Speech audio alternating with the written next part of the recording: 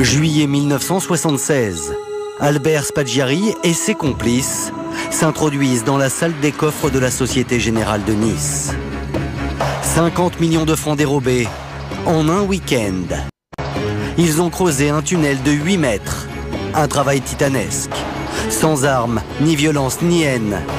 L'affaire Spaggiari, c'est le premier document de ce soir. Encore plus fort. À Anvers, en Belgique, 100 millions d'euros de diamants volatiles. Des bâtiments les plus sécurisés au monde. Plus de 100 coffres éventrés. Aucun témoin. Aucun coup de feu. Aucune alarme déclenchée.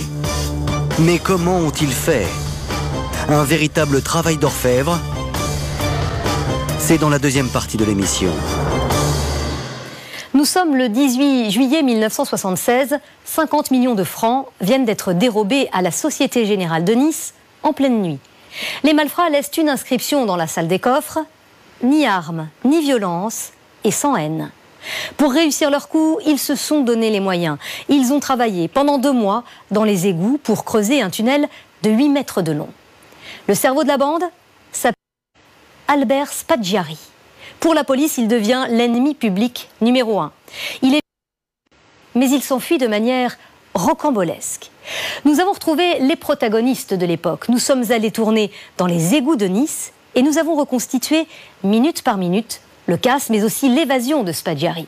Un document passionnant.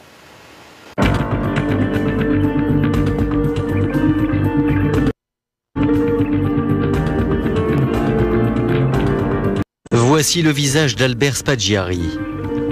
En 1976, l'homme est un petit photographe de quartier. Il a 44 ans et s'ennuie ferme. Son quotidien, ses clichés un peu osés pour l'époque, mais surtout des photos de mariage à la mairie de Nice. Rien de très exaltant. Il était photographe, il roulait pas sur l'or, il avait eu l'ambition d'avoir de l'argent, il n'en avait pas. Photographier les mariages et les enterrements, alors ça le barbait. En mal d'aventure, Spaggiari dévore des romans policiers. Et parmi ses lectures préférées, il y a un livre qui va tout déclencher. Son titre, Tous à l'égout. Une histoire de cambrioleur qui, pour dévaliser une banque, passe par les égouts. Alors une idée folle germe dans la tête du petit photographe. Passer de la fiction à la réalité.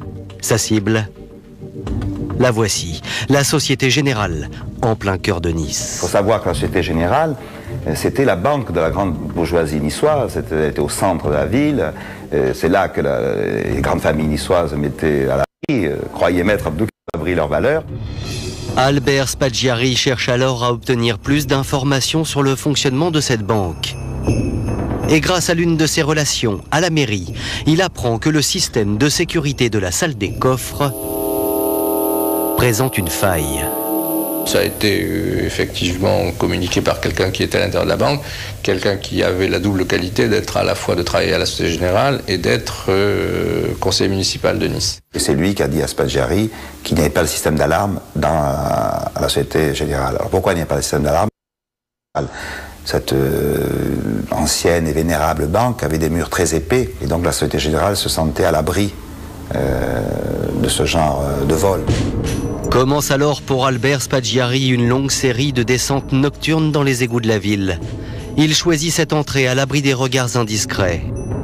L'homme arpente durant 6 nuits ce labyrinthe souterrain dans lequel il n'a de cesse de chercher l'itinéraire qui va le mener à la Société Générale. Un jour, il me parle du casse, là, du casse il m'a dit, écoute, moi j'ai une idée fantastique, dans les égouts, je cherche la Société Générale.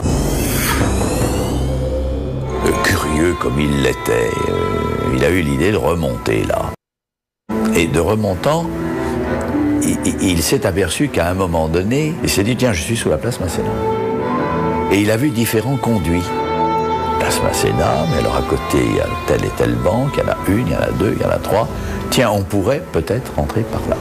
Enfin, Albert Spaggiari a, semble-t-il, trouvé le parcours qui le mène à la banque. Il ne lui manque plus qu'une équipe pour faire le casse. Le photographe rencontre alors dans un bar 2 petits truands. Alain Bournat et Francis Pellegrin.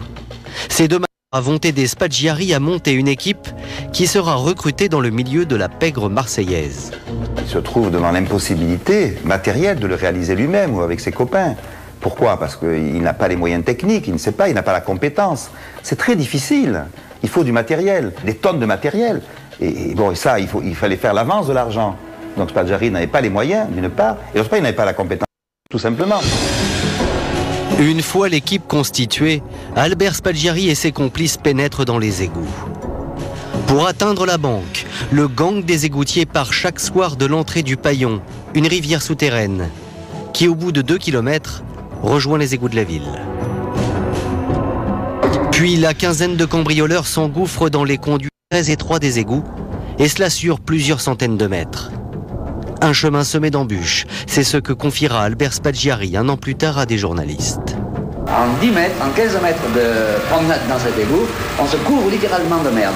On crache, les premiers jours on crache, parce qu'on a toujours le goût de ce goût-là sur les lèvres, même en fumant une cigarette. Rien ne l'enlève. Vous n'êtes pas chez Chanel, là. Ça doit pas être agréable tout le temps, hein. C'était épouvantable. C'était en plein mois de juillet, enfin juin-juillet, dans les égouts de Nice. C'était très chaud, il y avait des rats. Des rats, des quantités de rats. Alors là, pas de problème. Pour les rats, le sourire. Affirmatif, le sourire avec les rats. Les hommes sont obligés d'avancer recroquevillés sur eux-mêmes, car il est impossible de se tenir debout dans ce réseau souterrain. Il n'y a qu'à faire le trajet qu'il faisait tous les soirs. Et lorsque j'ai fait ce trajet, je n'avais rien dans les mains, eux étaient chargés comme des ânes. Obligé donc de marcher tout le temps, courbé, avec 50 kilos ou 40% de matériel sur les épaules ou dans les mains. Ça a dû être un enfer, ça a dû être un enfer. On se casse la gueule, on se tape la tête de partout. Enfin, c'est le vrai travail.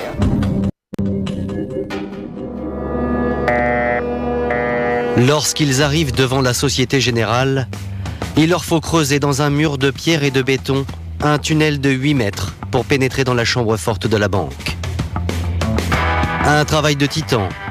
Certains malfaiteurs vont d'ailleurs déclarer forfait. C'est qu'il y a une première équipe d'égoutiers qui a commencé le travail, donc le tunnel, et qui a renoncé, parce que ils se sont dit on n'y arrivera jamais. Et donc une première équipe s'est découragée, une deuxième a pris le relais. On s'est rendu compte tout de suite qu'il avait fallu au moins plusieurs mois de préparatifs pour arriver à percer la salle des coffres. Ils avaient passé des nuits et des nuits et des nuits à forcer, à creuser, à percer le mur avec des burins, avec des forêts, et ils avaient fait cela à la main. Nous avons passé 10 jours une fois sur un seul rocher. Sous le bitume, des hommes creusent une galerie avec une minutie et un savoir-faire extraordinaire. Des professionnels du terrassement ont certainement dû diriger le chantier.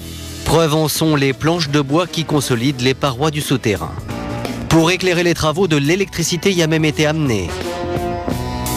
Comble du luxe, ils ont installé de la moquette sur le sol pour ne pas écorcher en rampant. Et puis, à la fin de chaque nuit de labeur, le gang des égoutiers fait preuve d'une grande prudence pour ne pas se faire repérer. Il prenait soin, en quittant les lieux ensuite, de calfeutrer l'entrée afin que les égoutiers qui sont amenés à effectuer des rondes dans les boyaux d'égout ne puissent pas repérer une anomalie par une ouverture. C'est un travail de titan qu'ils ont réalisé et bien évidemment, sans glorifier le crime, on peut que rester impressionné par le travail qui avait été accompli. Albert Spaggiari et ses hommes sont fin prêts pour réaliser le casse du siècle.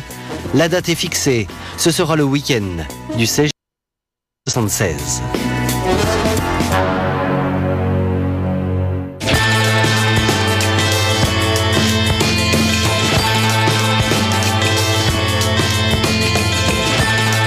Ce vendredi 16 juillet 1976, alors que l'insouciance règne en surface, les cambrioleurs sont enfin venus à bout du mur en béton.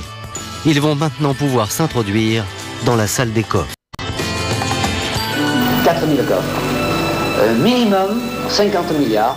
On doit pouvoir les ouvrir d'ici, de maintenant, vendredi soir, 10h, jusqu'à lundi, 5h du matin.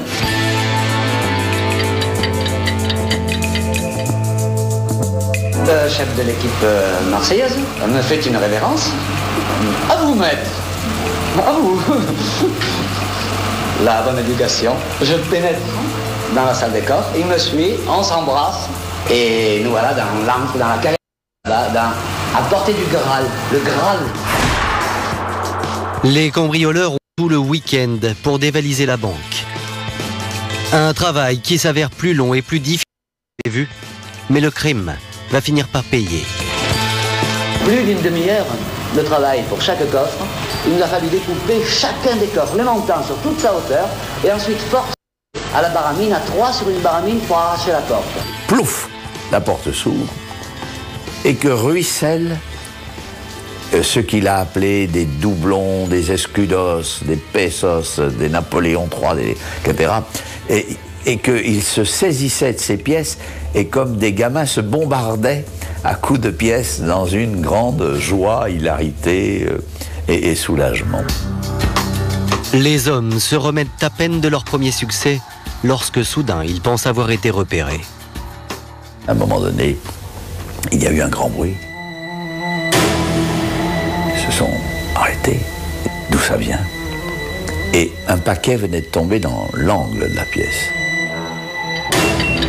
Les malfaiteurs découvrent alors que ces paquets qui les ont tant effrayés sont en réalité les recettes des magasins niçois. Car en surface, les commerçants jettent par une trappe qui mène directement à la salle des coffres des sacs remplis à craquer. 600 millions en beaux billets, ça a été de l'argent que nous avons jeté en l'air. C'était la joie de tout le monde, une danse, une fête païenne avec de l'argent lancé de partout. Et c'était le pied. Le temps passe. Les hommes ont besoin de se reposer mais aussi de manger. Là encore, tout est prévu. Un campement de fortune s'installe en plein milieu de la chambre des coffres. On a dormi, on a mangé, on a bouffé. Heureusement, ça, c'était chouette. Parmi les cambrioleurs, il semblerait même qu'il y ait eu une cuisinière. Et on pense que ça devait être une femme, quoi, qui est allée à un moment, une sorte de cantinière, qui était une amie de Spaggiari, ce qui ajoute encore, évidemment, au folklore et pourquoi pas au romantisme de cette histoire. Cela fait maintenant 2 jours que le gang des égoutiers éventre des armoires blindées. Ils en sont à leur 370e coffre lorsque l'un d'entre eux fait une découverte inquiétante.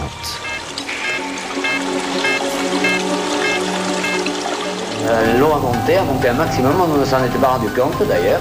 On savait qu'il pleuvait, mais sans plus. Les hommes comprennent qu'ils vont se retrouver coincés dans la banque. Alors ils décident d'évacuer les lieux. Malgré la panique, ils prennent le temps de faire disparaître tous les indices qu'ils ont laissés. Pour effacer toutes les empreintes possibles, vider des extincteurs sur les murs, sur les armoires que nous avions approchées, par terre, de l'eau, de l'urine mélangée. Les truands prennent la fuite avec des dizaines de billets et de bijoux sur le dos. Plus de 3 km de trajet, 3 voyages pour évacuer tout notre trésor.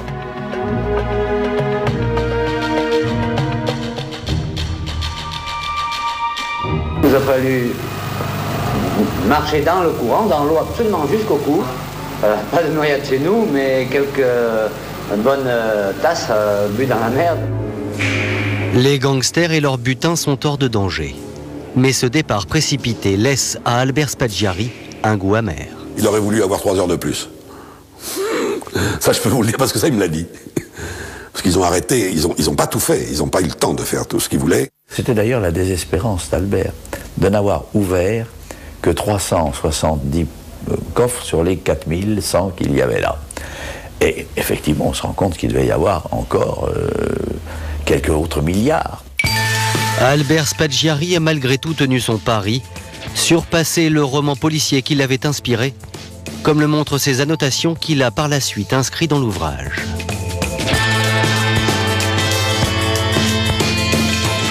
Quelques jours plus tard, le jour se lève sur la banque.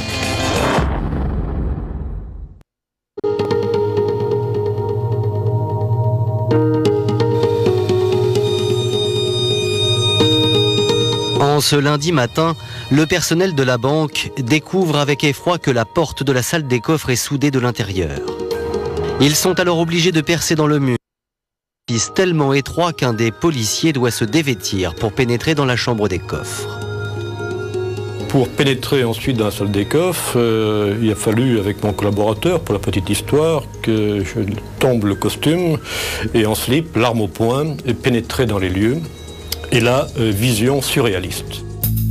Ce matin-là, les policiers ne peuvent que constater les dégâts et faire l'inventaire du matériel abandonné par les malfaiteurs dans les égouts et dans la salle des coffres. Mais côté indice, c'est plutôt maigre. Il n'y avait pas d'indice, il n'y avait rien. Il n'y avait rien. Quand toutes les constatations ont été faites, quand tout est fait, il n'y avait rien. Rien, sauf un petit mot mystérieux laissé par les cambrioleurs. Un mot, écrit à la main et collé sur une armoire forte, disant « sans armes, ni haine, ni violence ». Il y a cette description qui ne ressemble pas à un réflexe de truand, donc tout de suite ils sont décontenancés, quoi. On était un petit peu, interrogatif devant tout ça. Qui a bien pu faire ça? La rumeur d'un cambriolage a déjà fait le tour de Nice. Des centaines de petits porteurs prennent d'assaut la banque. Les policiers doivent canaliser cette foule inquiète pour son argent avant que cela ne tourne à l'émeute. C'est un scandale. C'est que ça s'est passé dimanche. Moi, je pars en voyage, j'ai tout au coffre. Je reproche à la banque de ne pas s'être entourée de toutes les garanties normales et anormales. On a eu un dommage et que ce dommage, après tout, il y a une responsabilité. Cette responsabilité incombe à mon avis. Aussitôt, la presse s'empare de l'affaire. Le cambriolage de Nice devient le casse du siècle. Sensationnel fric-frac de la succursale de la Société Générale à Nice. On parle déjà du cambriolage du siècle. Certains parlent déjà d'un véritable gang des égouts. RTR. Les gangsters auraient volé pour 5 milliards d'anciens francs. Un butin de près de 50 millions de francs, soit l'équivalent de 25 millions d'euros d'aujourd'hui. Certains journalistes n'hésitent pas à tirer un coup de chapeau à ces gentlemen cambrioleurs.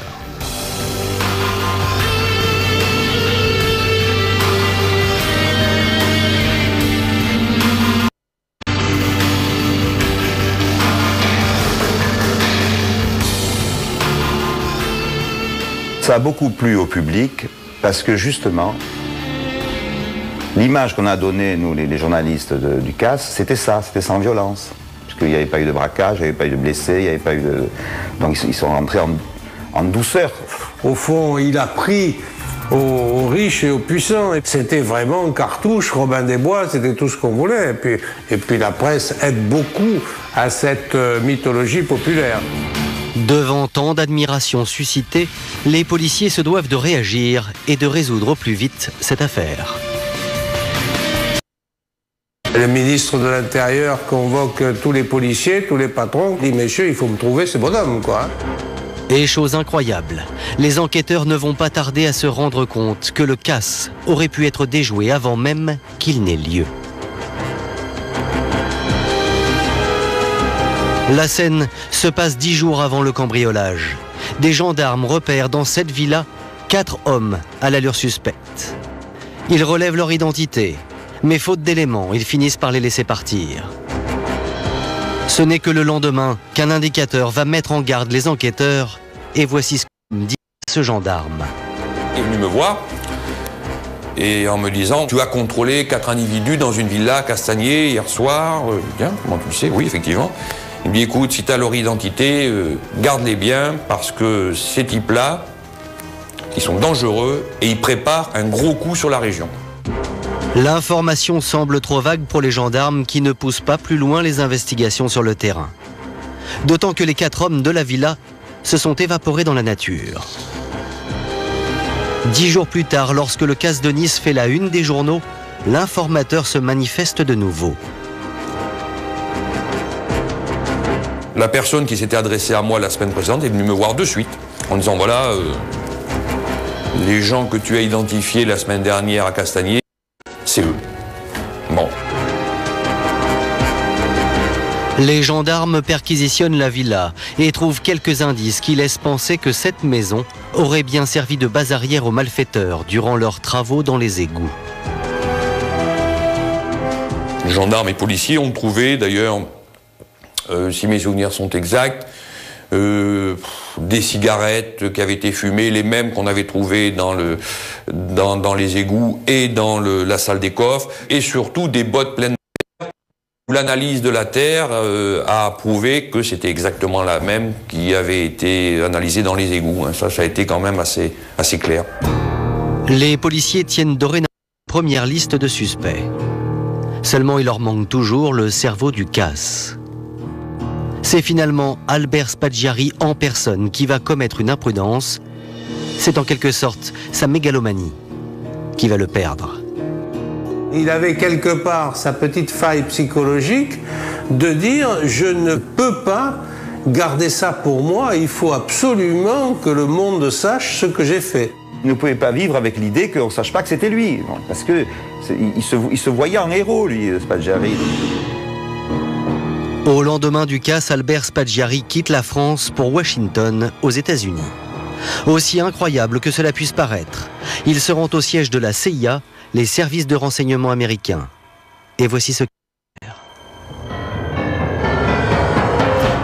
Il s'était rendu à la CIA, où il avait offert ses services en tant que spécialiste de cambriolage. Il se faisait fort de cambrioler des ambassades ou tout autre locaux diplomatiques. Il dit voilà, je viens proposer mes services à l'espionnage américain, à la grande centrale de renseignement américain. Il dit mais qui vous êtes ça? Il dit c'est le casse du siècle, c'est moi. Et oui, je m'appelle Bert, il a quand même la prudence de ne pas donner son identité. Immédiatement, la CIA note à la police française. Fort de cette information, les policiers enquêtent et découvrent que le surnom, Bert, correspond en réalité au nom d'Albert Spaggiari, un homme déjà fiché pour des délits mineurs. Pour nous, c'est plus que rocambolesque. Ce n'était pas suffisamment intéressant ni fiable pour qu'il soit incorporé, si vous voulez, dans la vague d'interpellation. Parce qu'on a toujours le sentiment que les grandes choses ne peuvent être faites que par des grands professionnels connus et reconnus. Donc ce Spaggiari, on se dit, qu'est-ce qu'il vient faire dans cette histoire? Ce renseignement de la CIA va prendre tout son sens lorsqu'Alain Borna et Francis Pellegrin, souvenez-vous, les deux complices d'Albert Spaggiari, sont interpellés. Ils tentent d'écouler des lingots provenant du casse. Lors de leur interrogatoire, les deux hommes vont se montrer très bavards. J'ai présenté à Francis Pellegrin une planche photographique sur laquelle étaient apposées toutes les photos des personnes qui avaient été interpellées au cours de notre opération. Sur cette planche figurait également la photo d'un certain Spaggiari Albert. Pellegrin a reconnu immédiatement et formellement Spaggiari Albert, l'individu qui lui avait été présenté sous le surnom de Berthe, et qui se disait le promoteur, le serveur. Les policiers n'en reviennent pas. L'auteur du casse du siècle serait en fait un simple photographe de quartier. Il était à peu près 3-4 heures du matin. La nouvelle, si vous voulez, chez les enquêteurs, s'est répandue assez rapidement. Et ce que je peux vous dire, c'est que 3 minutes après, j'avais mon chef direct, j'avais le chef de mon chef direct, et ainsi de suite. Vous comprenez, c'était pour nous, nous touchions but, quoi. Nous avions le cerveau de cette affaire. À ce moment-là, Albert Spaggiari ignore qu'il a été dénoncé par deux de ses complices. Il est toujours convaincu d'avoir réalisé le crime parfait et de ne jamais se faire démasquer. L'homme rentre à Paris.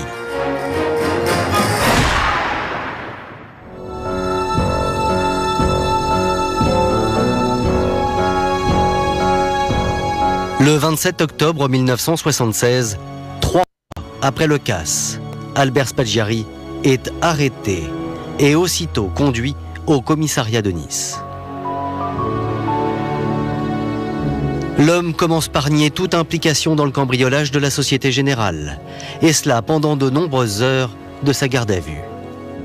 Il est arrêté, il disait pas moi, puis j'ai rien à vous dire, et puis je suis le grand Spaggiari, enfin je joue un petit peu ça, et puis à un moment il dit écoutez, de toute façon, moi je veux parler d'une personnalité du ministère de l'Intérieur.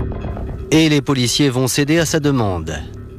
C'est Honoré Gévaudan, une des plus hautes autorités du ministère de l'Intérieur, qui est chargée d'obtenir les aveux d'Albert Spaggiari.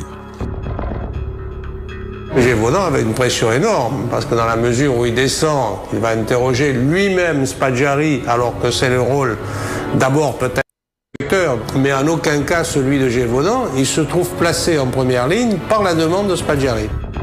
Et pour faire avouer le cerveau du casse, Honoré Gévaudan a une idée. Car lors de la perquisition du domicile d'Albert Spaggiari et de son épouse, Audie, les policiers ont fait une découverte de taille. D'emblée, les policiers sont allés rechercher sous un tas de fumier une masse considérable d'armes. Tout un arsenal. 3 ou 4 pistolets et revolvers avec les chargeurs et les munitions. 2 ou 3 pistolets mitrailleurs avec les chargeurs et les munitions. Des bandes de mitrailleuses. Des explosifs. Audie Spaggiari risque tout comme son mari de se faire emprisonner pour détention d'armes. C'est pourquoi les policiers auraient alors proposé à Spaggiari un marché qu'Honoré Gévaudan a. Le deal qui a été proposé à Spaggiari, tes aveux contre la mise hors de cause de ta femme dans l'histoire des armes détenues illégalement donc dans votre villa, dans votre maison commune de Bézaudun. Il y a eu une négociation entre des personnages importants, des policiers et l'intéressé. Alors, pour protéger sa femme, Albert Spaggiari aurait capitulé. Il va finir par reconnaître qu'il est bel et bien le cerveau du casse. L'homme est mis en détention, ici, à la prison de Nice. Mais reste une question. Pourquoi Albert Spaggiari, simple photographe et auteur d'un casse signé ni armes, ni violence et sans haine, possède-t-il chez lui un arsenal aussi important? Pourquoi Albert a-t-il enterré là? Pour le revendre, première hypothèse, pour financer un réseau, etc. Ou pour préparer le grand jour. Après tout, le grand jour, ça se prépare aussi bien à gauche qu'à droite. Et pour Albert Spaggiari, le grand jour se prépare à l'extrême droite. Car derrière cette allure bohème se cache en réalité un militant nationaliste, au passé pour le moins agité. L'opinion publique l'imaginait bandit au grand cœur. Albert Spaggiari est en réalité un baroudeur d'extrême droite. Le voici en 1951. Il a 18 ans et s'engage comme parachutiste durant la guerre d'Indochine. Il sera 2 fois blessé et même décoré. Roger Olindre, l'un des dirigeants du Front National, appartenait à l'époque au même bataillon que le soldat Spaggiari. C'était un bon compagnon de combat aussi, on pouvait lui faire confiance sur le terrain. Parce qu'en face, c'était pas les pieds nickelés ou Blanche-Neige et les 7 nains, les Viettes, c'était pas rien. Il disait, Maurice, tu sais, la guerre, tu peux tout faire. Hein. Tu peux tuer, tu peux violer, tu peux brûler, tu peux tout, les grands-mères, les enfants, tout, tu peux... Il y a la guerre. Sauf une chose, la perdre. Et il savait de quoi il parlait.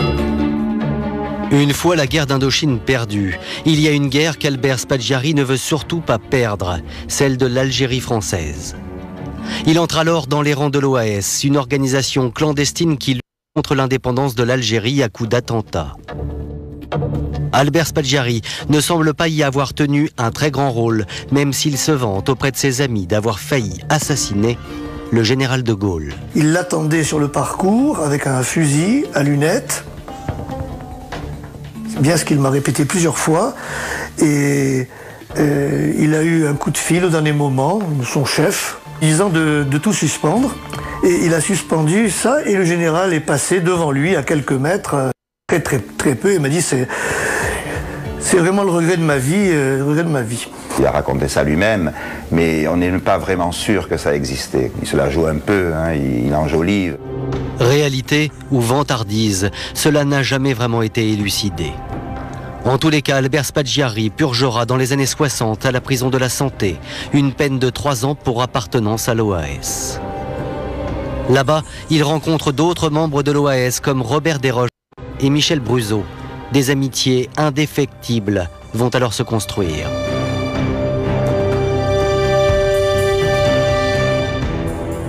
Il y a un ciment qui s'est créé. Alors, il n'était plus question d'OAS, mais on respirait le même air, on avait les mêmes réactions vis-à-vis des gens qui nous gouvernent. Alors donc, ça crée un lien. On avait un ennemi formel, unique, seul, c'était bien défini, il y avait pas... C'était... il y avait des termes... On était en guerre contre les bolchos. Ah, ça, c'était... Quand on avait dit ça, on avait tout dit. Au présidentiel de 1974, Spaggiari soutient Jean-Marie Le Pen, mais il estime à l'époque que son programme n'est pas assez extrémiste. C'était un homme de droite, hein, mais par certains côtés beaucoup plus à droite que nous au Front National. Preuve en est ce que Spaggiari racontera un peu plus tard dans un procès-verbal.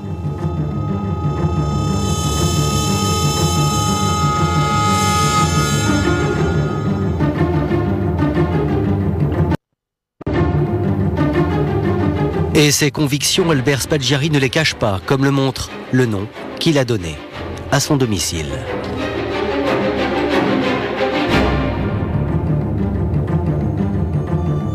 Sa villa s'appelait Les Oies Sauvages, qui était un chant nationaliste allemand. Le S de Oie et le S de Sauvage étaient dessinés comme le sigle SS. Et on a découvert sur place plusieurs portraits d'Hitler, quoi. C'était pas banal, quand même. Son passé, ses amitiés, Albert Spaggiari ne va pas tarder à s'en servir pour tenir en échec la justice française.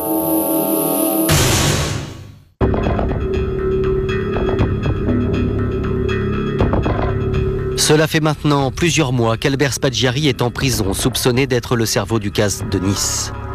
Et l'homme a une certitude, il ne veut pas y rester. Il avait cette mentalité, j'allais dire, assez simpliste. Quel est le rôle d'un prisonnier, d'après vous? Quel est le premier devoir d'un prisonnier? C'est foutre le camp, c'est s'évader. Il m'avait dit, bon, mais de toute façon, c'est pas toi qui l'as fait, la prison, c'est moi. Et moi, je te dis, je ne supporte pas, je ne supporte plus. Donc, je savais qu'il souhaiterait s'évader. Ainsi, en prévision d'une future évasion, Albert Spaggiari se livre dans sa cellule à des exercices un peu particuliers. Et quand tu es en prison, tu dors, tu te reposes, mais tu fais des pompes. Il sautait de son chalit pour faire des roulés-boulés, tout le temps, quoi. Il était toujours très attentif à être tout prêt à l'action, quoi. Tu te muscles, tu ne te laisses pas encrouter. Parce que demain, si l'opportunité se présente, tu auras besoin de tout ça pour... Albert Spaggiari le sait. Dehors, ses deux amis l'attendent. Il s'agit de Michel Bruseau et Robert Desroches. Et en souvenir de leur appartenance à l'OAS, ils ont conclu un pacte. Immédiatement, j'ai appelé Bruseau et je lui ai dit, tiens, il faut que nous fassions évader Spaggiari. Ah, lui, t'es fou, tout ça. Je lui ai dit, je me souviens que Spaggiari m'a dit, tu me diras ou pas, si l'un de nous deux avait un avatar de ce genre, il promettait de l'aller l'arracher. Ah, il m'a dit, oui, c'est vrai. Et je dis, ben voilà, on va arracher. Les deux amis de Spaggiari ont décidé de le faire s'évader du bureau du juge d'instruction. C'est la solution qu'ils estiment la plus pacifique. De toutes les hypothèses, j'ai choisi celle-là. Et puis je suis parti parce qu'elle me paraissait la seule. Autrement, il fallait attaquer le quart de gendarmerie à la grenade, c'est quand même... Ouais, il y a un petit hiatus. Et puis en même temps, j'étais heureux parce qu'on continuait le sans haine et sans violence. C'est pourquoi on l'a fait sans armes aussi, cette évasion.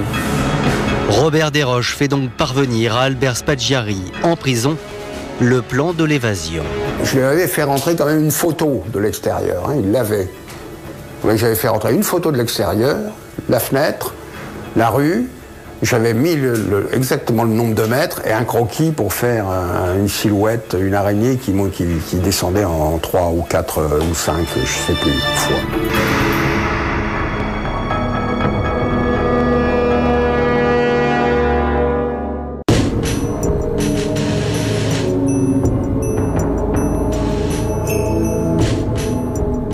C'est aujourd'hui, 10 mars 1977, que l'évasion doit avoir lieu.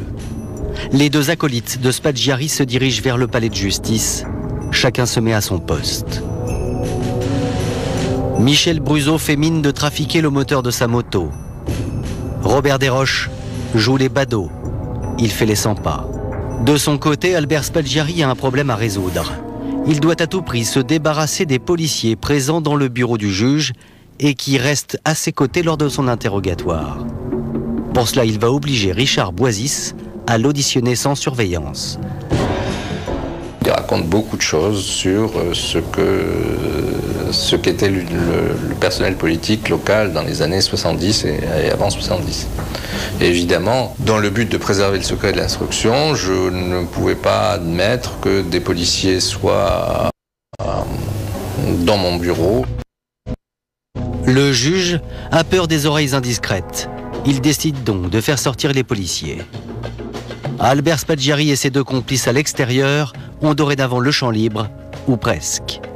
Car dehors, sur le trottoir, Madame Boisis, la femme du juge d'instruction, interpelle son mari. Sa femme fait coucou, coucou, coucou, puis la fenêtre s'ouvre. Je vois un monsieur, j'ai appris après que c'était le juge, qui parle avec sa femme et une petite fille qui devait sortir de l'école. Et puis Spadge qui se lève, qui entend coucou, une nana qui fait coucou, il est en prison, il regarde une nana, c'est normal, il se lève. J'ai jeté un coup d'œil dans la rue et que j'ai aperçu mon ami sur le trottoir d'en face, qui attendait. Et je vois son visage qui s'éclaire, quoi, voilà.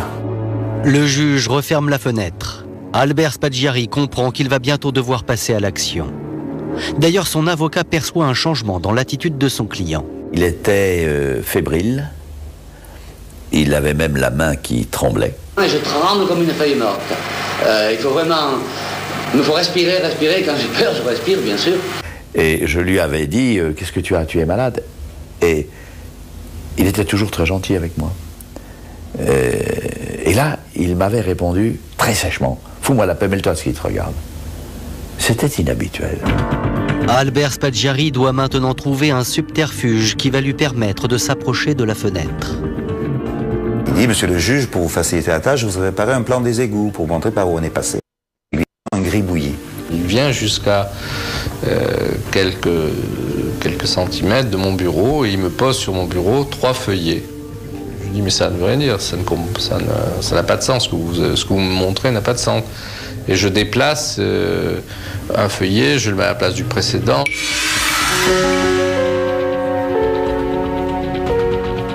Il me dit, c'est bon, je les regarderai à tête reposée. Il les plie, les jette à côté de lui. Je lui dis, oui, c'est ça, et gardez-les bien précieusement en souvenir de moi. Il me dit, quoi? Brutalement, il s'est jeté sur la fenêtre, il l'a ouverte. Et là, d'un seul coup, place, l'ouvre, enjambe et saute. Faut le faire. C'est le vide. Richard Boisis tente de le rattraper en vain. Le juge opte alors pour une méthode plus radicale. Là, j'ai, de manière d'un geste irréfléchi, jeté, poussé dans le vide. En me disant, bon, puisqu'il veut se sauver, il va se sauver, mais je vais lui casser une jambe ou il va se casser les reins. Malgré tout, Albert Spaggiari réussit à se réceptionner 7 mètres plus bas sur le toit de cette voiture. Il a fait un roulé-boulé, parfait. Il s'est relevé en disant Ray-Ban, c'est tout ce qu'il a dit, il a ramassé ses Ray-Ban. L'on a vu Albert qui se tournait vers nous assez souriant et nous faisant au revoir.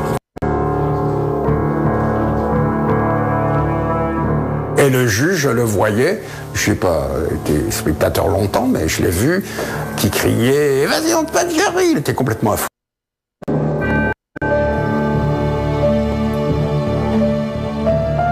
Bien sûr, j'étais totalement surpris, paniqué, un petit peu sérieusement.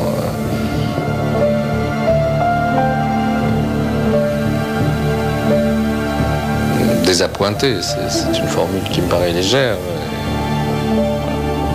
Mais il avait réussi à me berner. J'ai eu une espèce de remords. de trahir mon petit juge. Je l'aimais bien, mon petit juge. Une sensibilité exacerbée, vachement intéressant.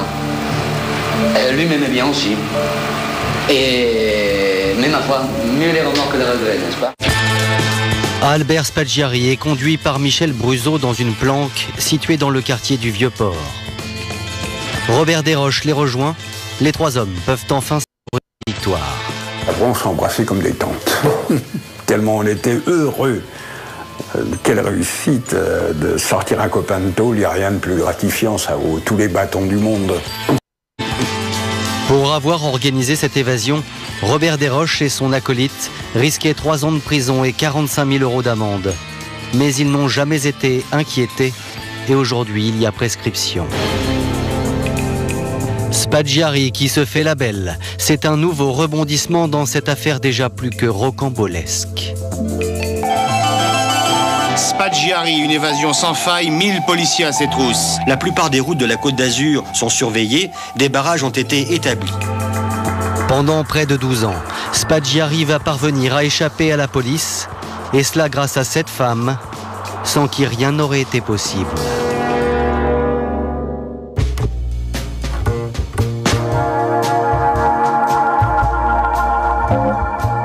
Rester à Nice devenait trop dangereux. Alors quelques jours après son évasion, Spaggiari décide de monter à Paris. C'est ici qu'il va faire la connaissance d'Emilia de Sacco, une femme qui va lui permettre d'échapper à la police. Il s'est donc retrouvé à Paris dans un appartement qui avait été prêté par une jeune femme qui était décoratrice. Et il a séduit cette jeune femme. Et c'est là où s'est produit le déclic entre Emilia et Albert. Et c'est une histoire d'amour d'adolescent, parce que elle plaque tout, quoi, pour partir avec lui. Très vite, Albert Spaggiari et sa compagne Emilia de Sacco s'envolent pour le Brésil. Seulement les deux amants ont de sérieux problèmes d'argent, car les complices de Spaggiari ne lui ont jamais restitué la totalité de sa part du butin. Sur les 47 millions de francs du CAS, seuls 3 millions lui sont revenus. Cavale, vous savez comme moi que, enfin tout le monde sait que c'est pas cadeau. Les planques, les bagnoles, les faux papiers, mais enfin tout ça coûte des sous. Alors, Albert Spaggiari va trouver un moyen pour gagner sa vie. Il va vendre son image à des grands hebdomadaires d'information. L'homme monnaie des interviews, déguisé et grimé, il se laisse photographier tour à tour en avocat, en SDF, en Père Noël et même en Rasta. La France entière rit de ce grand guignol qui nargue les gendarmes. Mais tout cela ne suffit pas à subvenir à ses besoins.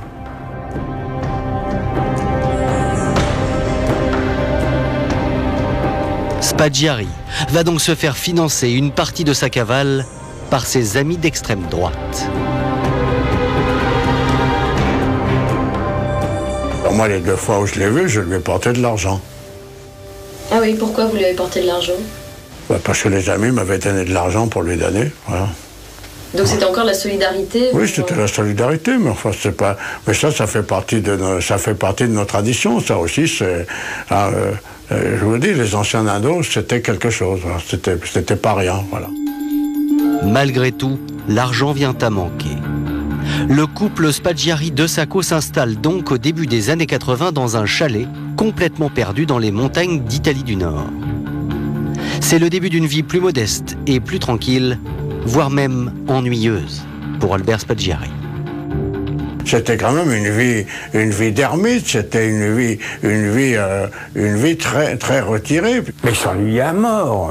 Spaggiari était un homme qui voulait vivre tout le temps, trépidant, voilà, c'est tout, c'est ça, l'essentiel. Albert Spaggiari en a assez de cette vie casanière. Alors après 10 ans de cavale à vivre caché, le fugitif va prendre des risques.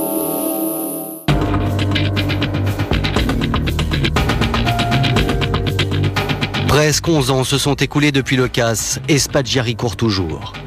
Ce 1er mai 1907, c'est la traditionnelle fête du Front National et parmi les manifestants, il y a Maurice Rollet. Je me rappelle un jour, il y avait une manifestation de Le Pen aux Tuileries. Estrade, du bleu, blanc, rouge partout, Le Pen. qui faisait les grands gestes, enfin son cirque habituel. Nous ne voulons pas d'une Europe multiraciale. Et dans la foule, tout d'un coup, on me tape sur l'épaule. Je vois un mec avec un petit chapeau, genre un petit chapeau tyrolien comme ça, un peu rabattu, les lunettes de soleil. Il me dit, c'était Spaggia. C'était truffé de poulet, c'est sûr, qui était là pour regarder, photographier. Il était au milieu, enfin, merde, on va... Vous l'avez pas dit, vous l'avez pas dit. Mais si, j'ai dit, mais t'es malade d'être là. Il me dit, bon, non... Ce sera l'un des derniers pieds de nez de Spaggiari à la police.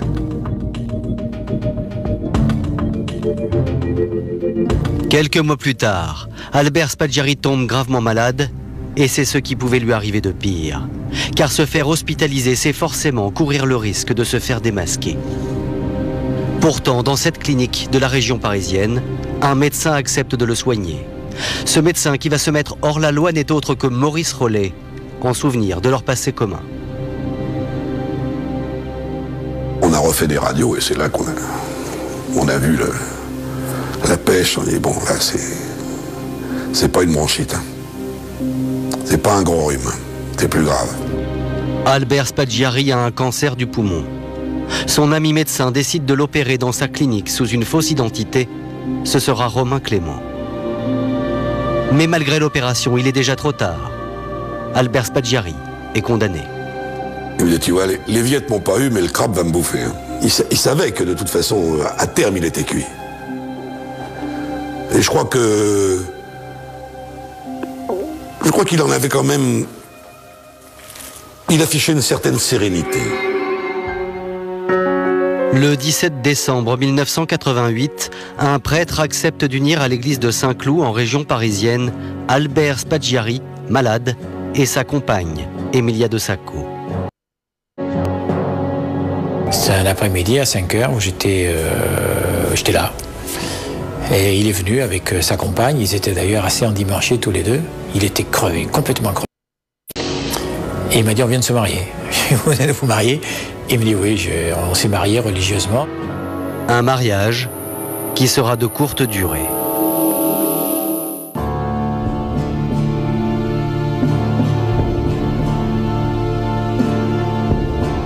Le 8 juin 1989, 6 mois seulement après son mariage, Albert Spaggiari meurt dans les bras d'Emilia de Sacco. La compagne du gangster décide alors de quitter le chalet suisse où il vivait et d'accomplir un dernier périple en hommage à son clandestin défunt. Son ami, et Emilia de Sacco, qui m'a dit « Maître, Albert vient de mourir ». Et elle m'a ajouté « Nous allons le ramener chez lui ». Chez lui, c'est à Hyères. C'est dans ce camping-car qu'Emilia de Sacco va ramener le corps d'Albert Spaggiari en France. Elle a placé le corps sur le lit du camping-car. Une cigarette au cadavre dans la bouche. Il avait toujours demandé à sa mort qu'on l'habille avec son treillis. Et elle m'a dit le treillis lui allait comme lorsqu'il avait 20 ans. Emilia de Sacco attend la nuit pour prendre la route. Elle se sent étrangement sereine lorsqu'elle passe la douane. Car pour la première fois depuis 12 ans, elle n'a plus peur que Spaggiari se fasse arrêter. Il s'était dit, en arrivant à la frontière franco-italienne, lorsque le m'a demandé si j'ai quelque chose à déclarer, je vais lui dire Spaggiari. Mais quand elle est arrivée, c'était le petit matin, il pleuvait. Et le douanier lui a rien demandé, il lui a simplement fait signe de passer. Donc elle est passée. Emilia de Sacco arrive enfin à Hyères. Elle dépose le corps d'Albert Spaggiari devant le domicile de sa mère pour que celle-ci puisse une dernière fois voir son fils. Ainsi, Emilia de Sacco a accompli les dernières volontés de son mari.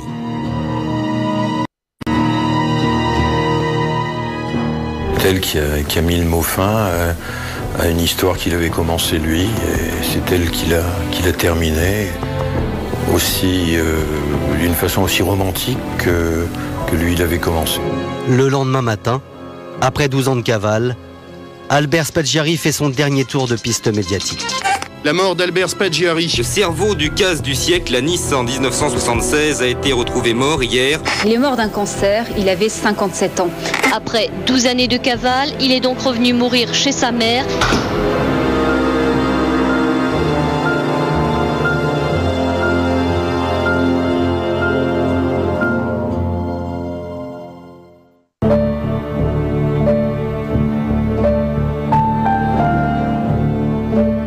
Albert Spaggiari est enterré le plus officiellement du monde le 14 juin 1989 à Laragne, dans son village natal des Hautes-Alpes. Sa femme, Emilia de Sacco, assiste incognito à ses funérailles. De loin, elle voit passer le fourgon, le convoi. Elle avait suivi tout ça à l'intérieur du camping-car. Et qu'elle est restée dans ce camping-car jusqu'aux obsèques de Spaggiari. Même s'ils sont très nombreux à assister aux obsèques de Spaggiari, la plupart de ceux qui l'ont aidé en cavale ne viendront pas se recueillir sur sa tombe, de peur de se faire arrêter.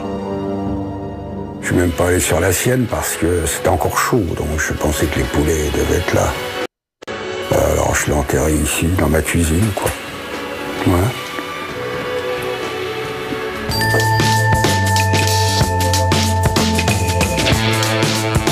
Les garçons comme Spaggiari font beaucoup le monde.